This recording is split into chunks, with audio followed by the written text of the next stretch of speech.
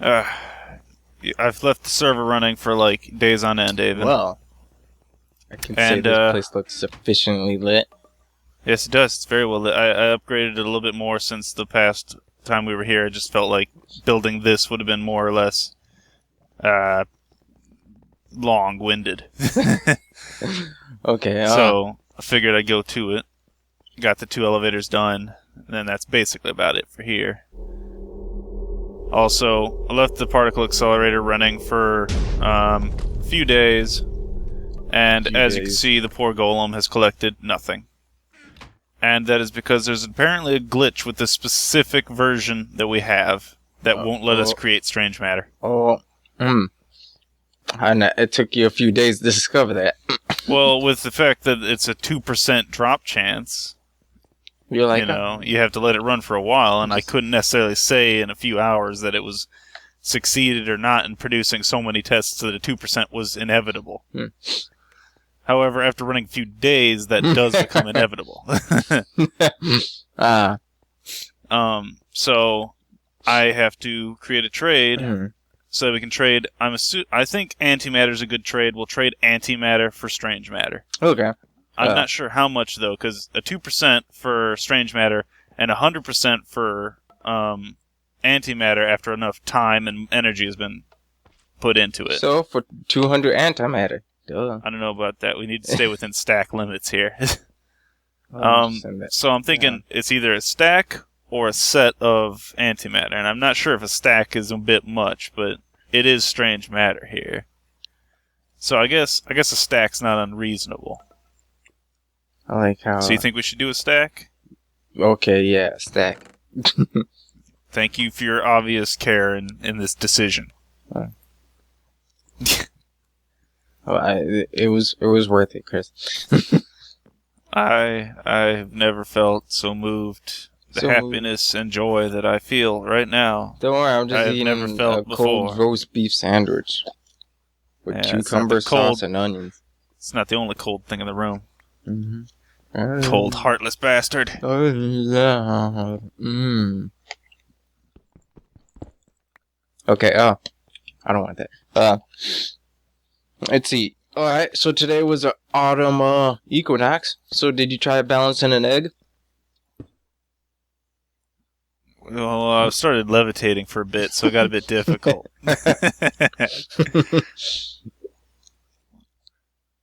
That's the point when there's the lowest amount of weight because of gravity, right? I don't know. I think it was some sort of gravitational distortion, which occurs when what was it called again? The autumn equinox? Oh wait, no, this is the autumn equinox. What are you talking about? That's just time. It's just equinox in general. But yeah, I think I was thinking about the what is it? The eclipse of the sun. Like during that time, there's. How is that any different than the equinox? Well, there's counter forces here. Well, because the moon is pulling on the Earth. If I'm correct, equinox was, if I'm correct, I don't know what we call this exactly. I'm going off of my guess here, even though I just had astronomy earlier today. And I'm pretty now sure you're watching the video, furious that you didn't learn enough. I'm pretty sure that, the moon and the sun is pushing enough force on the Earth that it's perfectly balanced for that time. I'll go ahead and look it up so I can prove you wrong or not. Okay. It's equinox, right? Equinox, yes. You can balance an egg during the equinox. For now, I'm going to look up how to balance an egg. Oh, this is just something else. Balance an egg. Equinox occurs twice a year around 20th March and 22nd of September. Now, before I go continuing to read this, I believe it's the point in time in which the sun going up and down is equivalent to its other side. So fall and spring would be equal at this exact time. And the entire day is equal as well. Yes, that's the point. But I don't think it actually has any effect other than daytime. But now let's read the full thing here. The word itself has several related definitions. The oldest meaning is the day when daytime and night are approximately equal duration. The word equinox comes from this definition, derived from Latin, blah, blah, blah, blah, blah, blah. Firstly, horizon, very ambiguous, equinox, night, and so this is only relative to the time. So just day and night are equal at this Holy point. shit. That's it.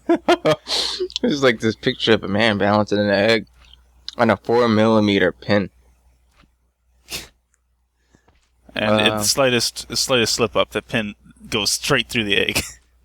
Well, here's the science of balancing an egg during the equinox. In fact, the balancing of most eggs on their broadside is not particularly difficult in any time of the year. No physical influence or other than celestial bodies of the egg can affect its balance to the extent required by the folk belief. Gravitational and electromagnetic forces in particular are considerably weaker and steadier than the disturbance created by a person's breathing and heartbeat. What? So can I balance an egg on an equinox or not? Wait, despite folklore connecting this practice to the Lunar New Year in China or the vernal equinox in the United States, egg balancing can be done throughout the year and has no connection to the gravitational force of the moon and or sun. Yeah. Well, yeah, I would understand a possibility of a change due to, because it's the equinox, you're at the two maximum points, I would assume, away from the sun. Right? Like, that's my assumption here. What? So, basically, you're at the farthest away from the sun during these points, is what I'm thinking. Mm-hmm. Although, I guess that it might not be true, though, because if night or day is short, like really short, would that not mean that you're even further away then? What do you mean? Because if, let's say, I think during winter, alright, we're farthest away from the sun, aren't we? Yeah. So I believe the southern hemisphere is closest to the sun. I believe. See, I don't want to talk about the actual like axis here. I want to talk about the planet now. The orbit. This is the other issue. Okay. Because there's counterintuitive things like winter during being closest to the sun, which is a very weird thing. Wait, but does hold on. I'm not talking about an oval orbit. I'm talking about a circular. It's not exactly a circle. It is a bit slightly oval, but it's still matters. It's a little bit counts, little degrees here there. Just ricochet in a few billion years. I'm sorry. Yeah. We're the northern hemisphere is farthest away from the sun during winter. Dang, this is actually going to be a little bit harder than I expected. So this is going to be a real achievement if we go for a stack of this. That'll take like a week. What do you mean? Because the antimatter, it comes in 200 milligrams, I guess, when it comes out of the machine, and you have to combine them to 1 gram. So I'm going to have a stack of 1 gram antimatter for 1 strange matter. Oh. Wait, where are you? I'm at the store. I'm trying to get the trades guy to trade stuff. I'm going to force him to establish a new trade. You see this? You're going to sell this now. Shove it right into his skull. Let's see. I feel like 64 might be a bit. Wait, did you watch that Dragon Shuttle launch from NASA the other day? No. Well, like, I was just watching. It was just bringing new equipment to the International Space Station, and I was like, dang. It was pretty basic, just like regular launch at night. But what I found really interesting was the fact that they showed the fuel on how they had a camera of the fuel. So when it got to that point in which gravitational force wasn't really too strong on it anymore, the fuel actually did its own, bubble effect away from. Oh, you mean it acted like the fire acted like plasma? Yeah. And in which case they turn into a bubble instead of burning in a direction because of gravity. Yeah, just gravity's not there anymore, so the fuel can't get into the engine to convert. So it just sputters out and explodes. So it just it was very interesting. Yeah, it was really interesting. I liked it. He was like looking at pure mercury. There's no such thing as pure. I like how a person questioned, like, what the hell am I looking at? And I'm like, I don't even know what that is. And then the next scene, like, it was something I seriously did not know what I was looking at.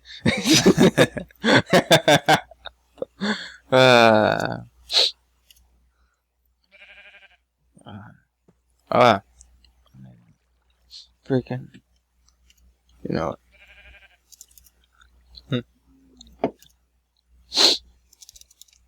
Alright, let's see here. 14030. Alright. So I need to bounce some ideas off of you, Chris, right? Because my teacher, for some odd reason, didn't want to do lecture or PowerPoint, but get all philosophical with philosophical, yes. About environmental science. Alright. Well, alright. So the main point of discussion is how do you control human population? Kill them all. No, I mean, before we carry on, I like the fact that he actually broached the subject that Japan is actually having that crisis in its youth, right? And that the youth don't want to engage in intercourse, right? That there is a large, increase with. Well, this is an inevitable thing, this kind of problem. We're all going to run into this situation eventually. Well, apparently it happened before in Australia, that they literally were paying people to produce children, because if not... Move to Australia! Playboy Mansion's just airlifted to Australia. I think that'd be like one of the best things that's ever happened to Australia. I don't know about Australia. Imagine how many tourists would show up suddenly. They'd be rolling in money. Their gene pool will be quite sufficient. They have a healthy population. They'll have such a good gene pool, they won't need the rest of the world. I don't know about that, but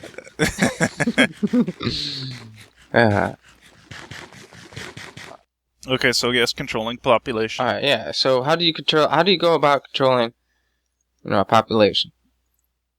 It's a difficult thing. Now, I have my own view towards how families should be when it comes to this, because I know it's unavoidable that people are going to want to have families, right? Like in third world countries. But I think people have too many children, is my view. Because the issue is that I think everyone should stop at 2 children. Yeah.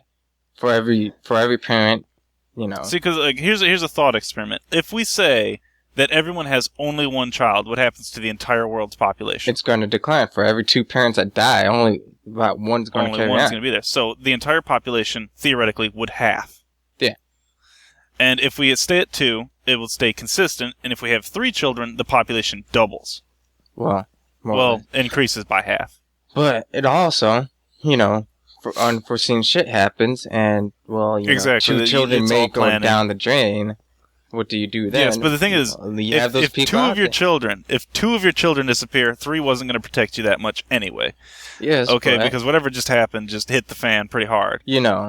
So I think that some people some people actually do lose both children, and of course there are some families out there who balance that out by having, unfortunately have 1 child, plan on having a second one, and end up delivering twins. Oh, see, now that's an unavoidable thing. I'm not saying that, random twin moments don't happen, or triplets, or quadruplets. I mean, there are some crazy ones out there. And in the event that happens, it's just like, oh, what happened? Well, this happened. Okay, now it makes sense. It's not, oh, you decided you were going to have 20 children. Because that's just not acceptable. Mm-hmm. I'm going to race this particle around for a minute. As I create antimatter. Also, I don't know where this is going to... Oh, it hit a wall. I mean, you cannot tell me that you haven't come across a point in which you said to yourself, I believe everyone has gone through this thought experiment at least once of, if that person was going to die, why did we bother to give them such treatments? Oh, hold up a second. I'm being deafened by our own materials here. Hold up.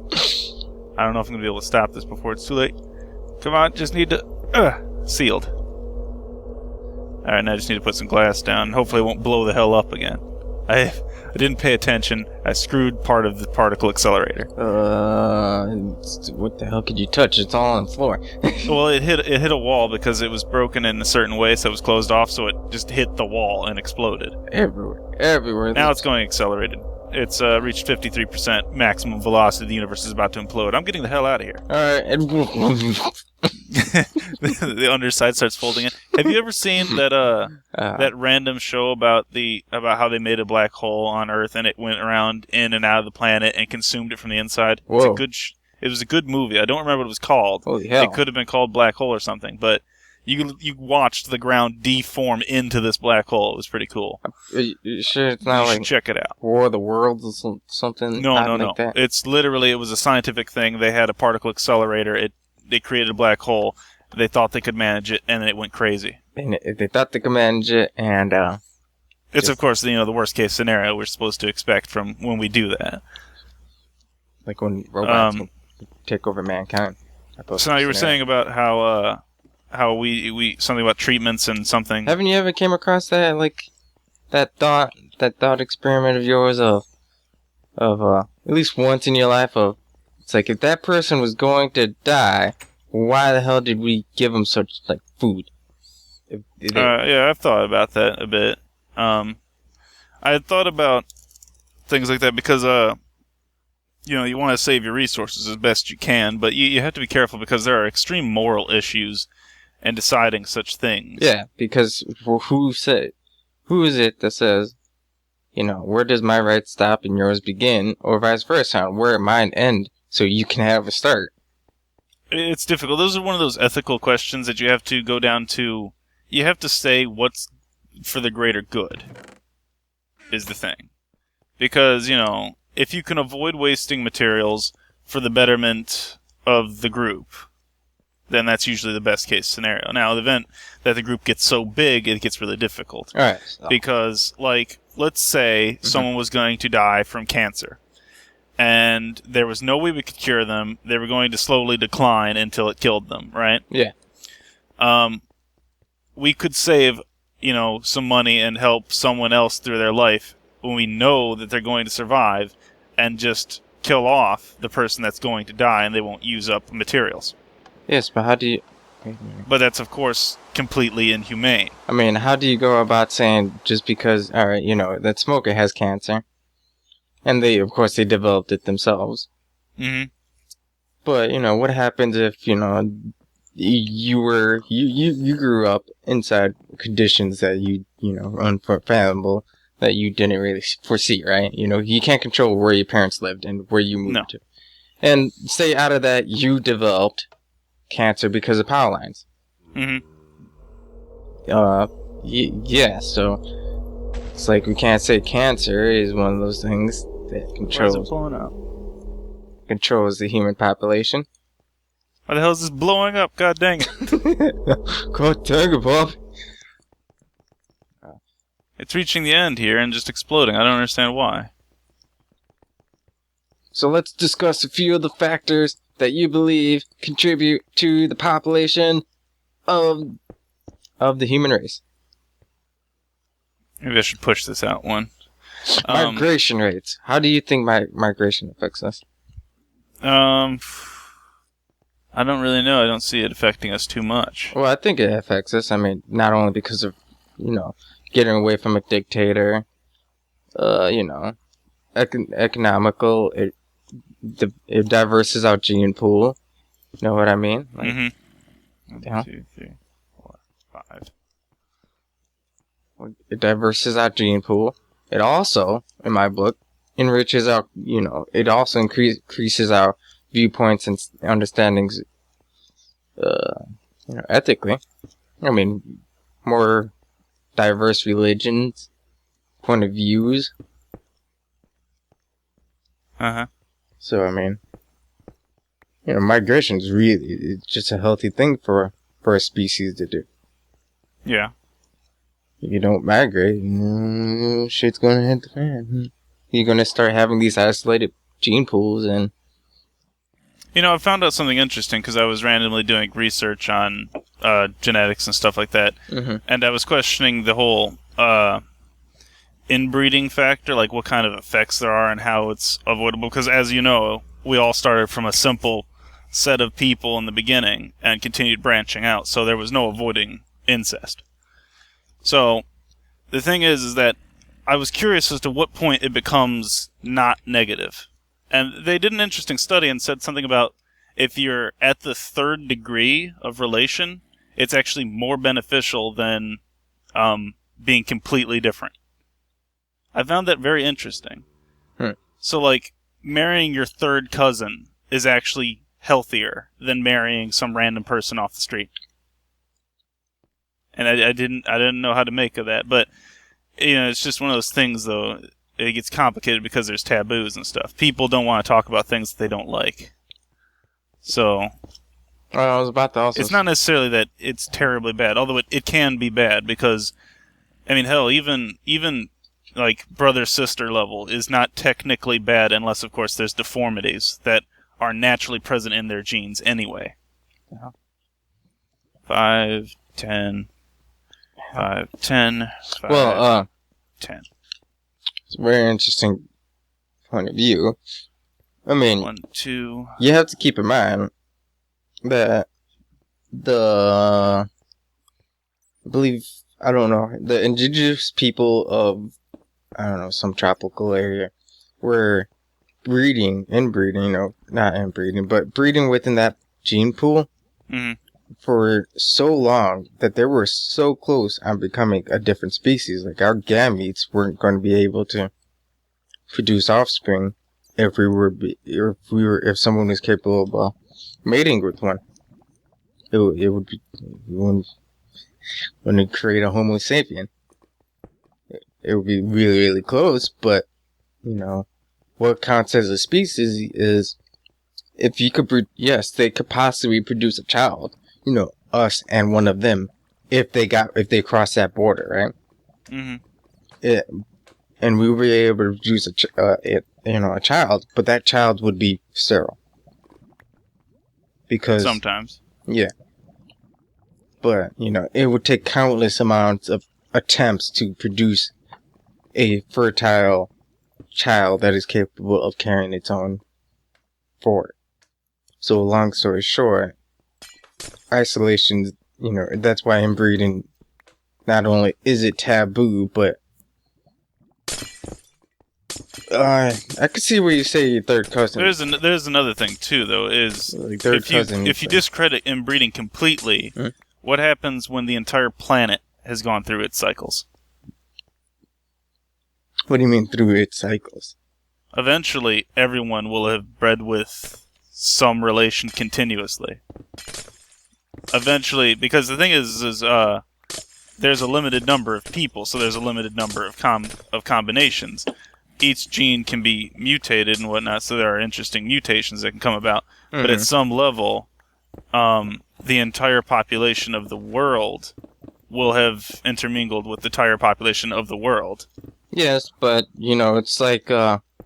It's one of those difficult things. It's a difficult balance to keep. The easiest way to balance it is just to completely go out, of course, which is why it's better to not inbreed, of course.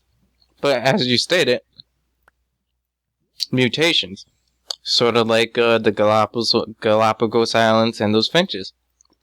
When those birds were taken off to another island via a storm, they only had to mutate among that pool of genes. So that itself, what is it? That itself produced quite a diverse... The hell is the slime doing here? What's going on down here? What dark rituals happening down here? There was a problem with exploding, and I've decided I'm just going to push the entire area out 1 block. Well then. In both directions. And if this doesn't fix it, by God, something's broken. I can only fix so much, Haven. Oh, yeah.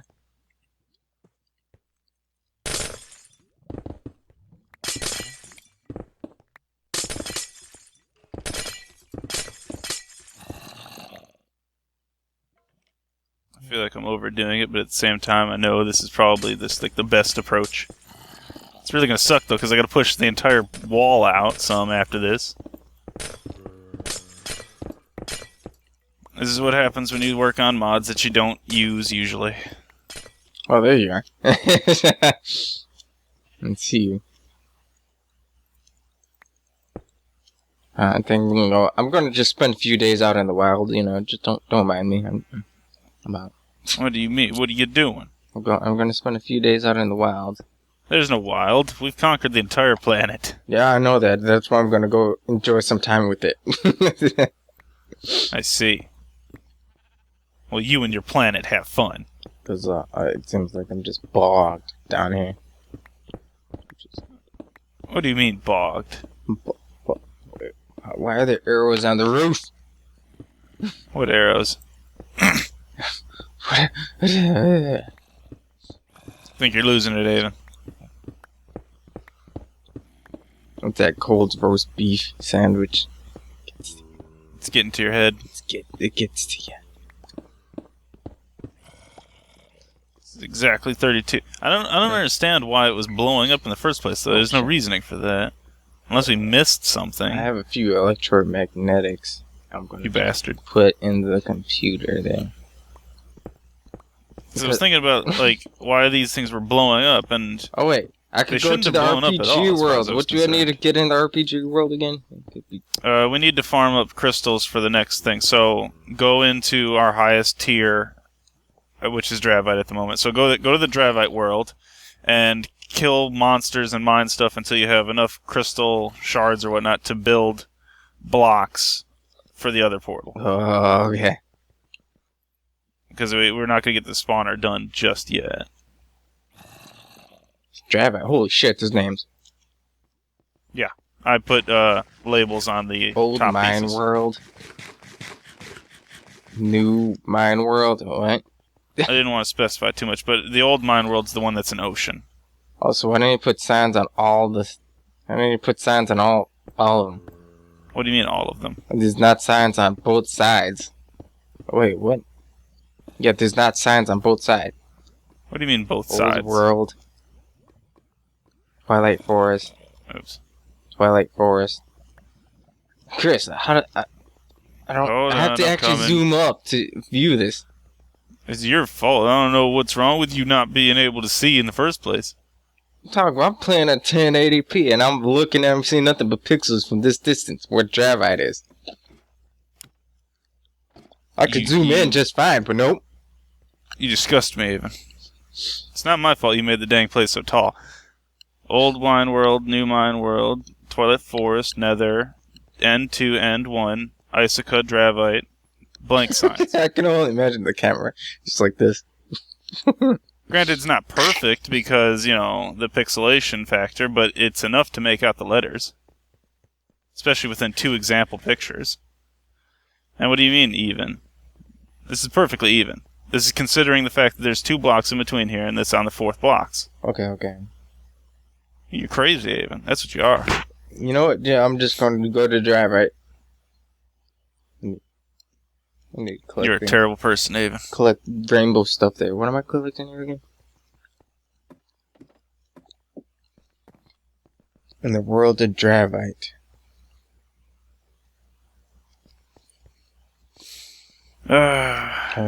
Particle physics, why you know.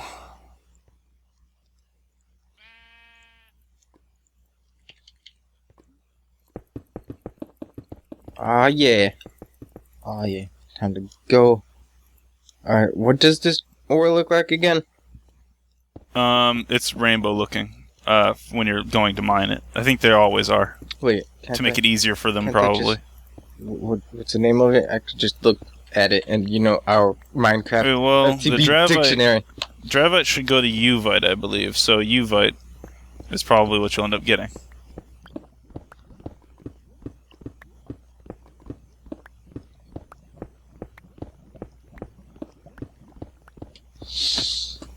Who the hell puts onions with fucking roast beef? What? Who puts onions? I have no idea. With roast beef. I question many things, but people just don't seem to understand. He hit me. They're very rude. It's Rainbow, you say. I faintly remember it. Do you? Do you really? Wait a minute, I think I found it. Do you mind, Ogre? I'm trying to build here. Of course. You and your stupid gold pickaxe drops. I don't understand why, but sure. I gotta delete these things. I can turn them into gold bars, but I'm so overpowered in materials I don't care. Oh. Yeah, Drew, right. I got it. Looks like Christmas. Yeah, Christmas. You and your ow. That's what I get for momentarily getting ready to talk bad about Christmas. Exactly. No one talks bad about Christmas. Not even Christmas. Immediately attacked.